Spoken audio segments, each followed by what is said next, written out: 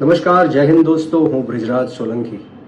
મિત્રો, ગુજરાતના એક યુવાન તરીકે ફરીવાર હું આ ગુજરાતના ગૃહમંત્રી અને ઉપમુખ્યમંત્રી હર્ષ સંઘવીનું રાજીનામું માંગવા માટે આવ્યો છું.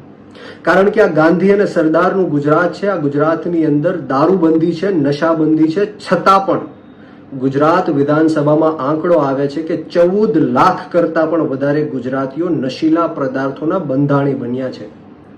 એમાં 12 લાખથી વધારે પુરુષો છે અને 2 લાખથી વધારે મહિલાઓ પણ છે. અને અમદાવાદમાં જે ખાનગી અને સરકારી રિહેબ સેન્ટરો છે એમાં સંખ્યાઓ ખૂબ વધી રહી છે. મહિને 600 700 લોકો લાઈનમાં ઊભા હોય છે. આ તો માત્ર અમદાવાદના આંકડાઓ છે. આવા રાજકોટ હોય, જામનગર હોય, ભાવનગર હોય, અલગ અલગ જગ્યાઓમાં રિહેબ સેન્ટરોમાં સંખ્યાઓ ગુજરાતના યુવાનોની ખૂબ વધી રહી છે. ગુજરાતના યુવાનો દિવસે ને દિવસે ડ્રગ્સના કારણે, દારૂના કારણે ખતમ થઈ રહ્યા છે. વિધાનસભાના આંકડાઓ એવું કહે છે કે 2 વર્ષમાં ગુજરાતની અંદર 3162 કિલો ડ્રગ્સ પકડાણું અને 1 વર્ષમાં 260 કરોડ રૂપિયાનો દેશી અને વિદેશી દારૂ પકડાણો. મિત્રો, આપણે કેવા ગુજરાતમાં જીવી રહ્યા છે. એક બાજુથી મુન્દ્રા પોર્ટ હોય, કંડલા પોર્ટ હોય, પોરબંદર હોય, પીપાવાવ હોય, આ એન્ટ્રી પોઈન્ટ બની ચૂક્યું છે. અને ગુજરાત આખા દેશના ડ્રગ્સ માફિયાઓ માટે એક સ્વર્ગ સમાન બની ચૂક્યું છે. મને તો એવું લાગે છે કે હર્ષ સંઘવીએ ખુલ્લો દોર આપી દીધો છે આ ડ્રગ્સ માફિયાઓને કે ગુજરાતમાં આવો અને ગુજરાતમાં ડ્રગ્સનો વેપાર કરો અને ગુજરાતના યુવાનોને બરબાદ કરો. હર્ષ સંઘવી સદંતર નિષ્ફળ ગયા છે.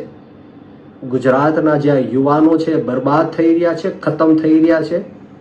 એના માત્ર ને માત્ર કોઈ જો જવાબદાર હોય તો એ હર્ષ સંઘવી છે. આજ દિન સુધીમાં ડ્રગ્સ પકડાય છે, પરંતુ કોણ ગુજરાતમાં ડ્રગ્સ લાવે છે ને ક્યાં વેચવા જવાના છે એ ક્યારેય પકડાતા નથી. ક્યારેય કોઈના નામ બહાર આવતા નથી. ક્યારેય સાંભળવામાં નથી આવતું કે કોને જેલમાં મોકલ્યા કે કોને ફાંસીના માચડા ઉપર ચડાવી દીધા. આ 100% એવું લાગી રહ્યું છે કે આમાં ભ્રષ્ટ પોલીસ અધિકારીઓ પણ ઇન્વોલ્વ છે અને ભ્રષ્ટ નેતાઓનું પણ આમાં ઇન્વોલ્વ છે. હું ગુજરાતની જનતાને પૂછવા માંગુ છું કે કેવા ગુજરાતમાં આપણે જીવી રહ્યા છીએ, જ્યાં એક બાજુ આપણા યુવાનો નોકરી માંગે છે ત્યારે નોકરી આપી નથી શકતા, પોલીસ આગળ એમને માર ખવડાવે છે, ખોટા કેસો કરે છે, જેલમાં નાખે છે, અને બીજી બાજુ એમનું ધ્યાન ભટકાવવા માટે ડ્રગ્સના રવાડે ચડાવે છે. આપણે સૌએ જાગૃત થવું પડશે, આપણી આત્મા જગાડવી પડશે.